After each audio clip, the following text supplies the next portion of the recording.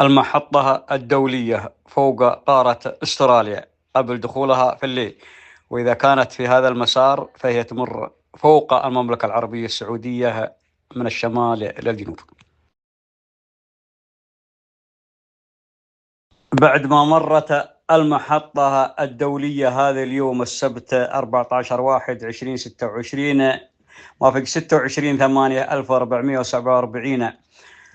فوق غرب أستراليا أول الليل، ثم مرت جنوب أمريكا في آخر الليل، وأشرقت عليها الشمس في أوروبا،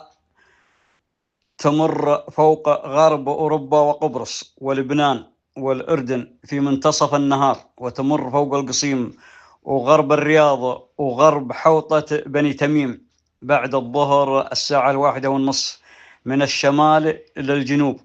وتمر فوق الخرخيرة وفوق حضرموت، وتدخل فوق بحر العرب، ثم تدخل بين نيوزيلندا والقطب الجنوبي في الليل، وتغير مسارها في كل لفة 23 درجة. هذا يعني أنها تصل شمالا حتى خط عرض 51.6 درجة، ومثلها جنوبا.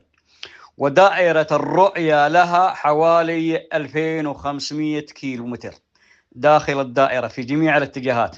لأنها تمضي 45 دقيقة في الشمس و45 دقيقة في ظل الأرض، وتكمل دورة واحدة حول الأرض في 90 دقيقة، وتلف حول الأرض في اليوم 16 لفة.